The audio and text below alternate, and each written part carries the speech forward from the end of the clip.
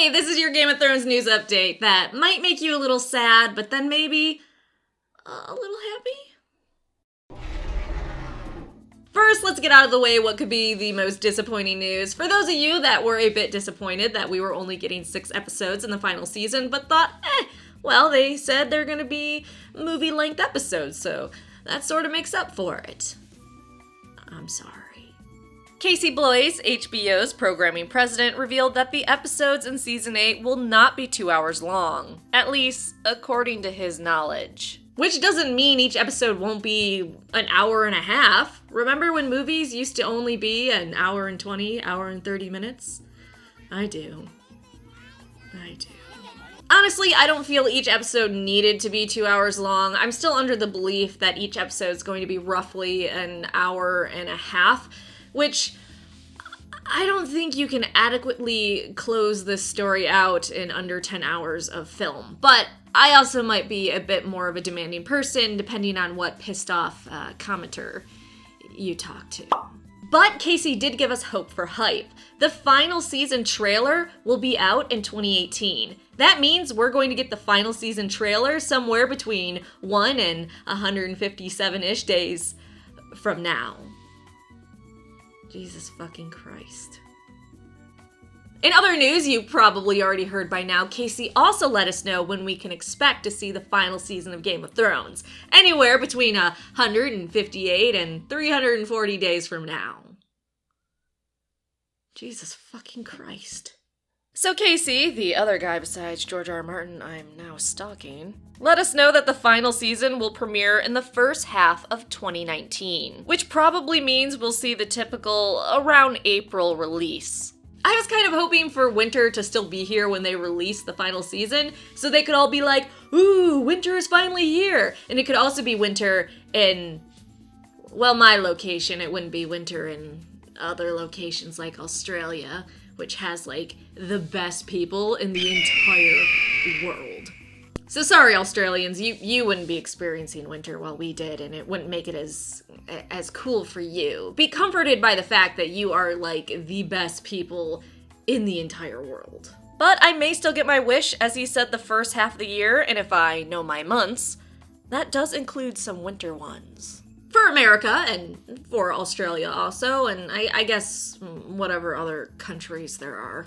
Other news, Jane Goldman's pilot that features The Long Night and the end of the Age of Heroes will not begin filming in October like rumors led us to believe. What did we learn here, kids? Trust and believe no one. Casey said he didn't know where that rumor came from, and that they're still searching for a director, let alone a cast. Instead, he said they hope to go in production for the pilot in early 2019.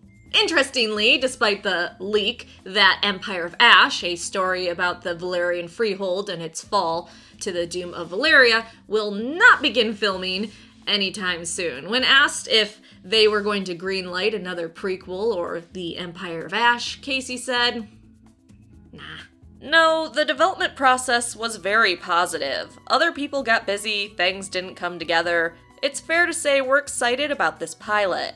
We're hoping to shoot it in the first quarter of 19. I don't anticipate any movement on the other prequels until we see what this one is. So Jane's pilot is going to go through production and filming before they think about any other prequels. Though on the Long Night pilot, Casey was very encouraging when he said that it's not going to be a Game of Thrones 2.0 copycat. He said, "The story's time period, another 8,000 years before the events in GOT, it's far enough away so it feels like a different story, a different world, because it is. The kingdoms do not exist at this point, so it felt distinct. We're not trying to do Game of Thrones Part 2. No one is going to duplicate what GOT showrunners David and Dan did. By setting it when we did, there's a lot going on, a lot of dynamics that are related to Game of Thrones, but it's different enough with its time period and characters." So that's comforting.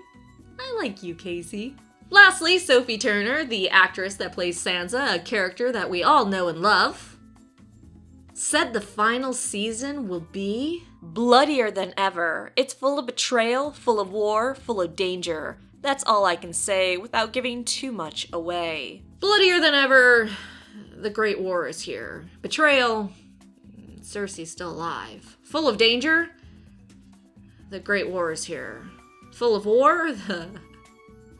The Great War is here. Your words were very helpful, Sophie. Thank you. But she also said Sansa is in charge this season, saying, "This is the first year where she really is on her own. She's not being led by anyone. It is just her and her alone. This is like the big season for her, to be honest. It's the season she's been waiting for." I cannot wait until the end of the season when it's revealed that Arya killed her in season 7 and has been wearing Sansa's face the entire time. It is just going to blow people's minds. That was like my favorite leak about this final season. Hey, thanks for watching. Make sure you like, subscribe, and come back for more videos that I post on this channel.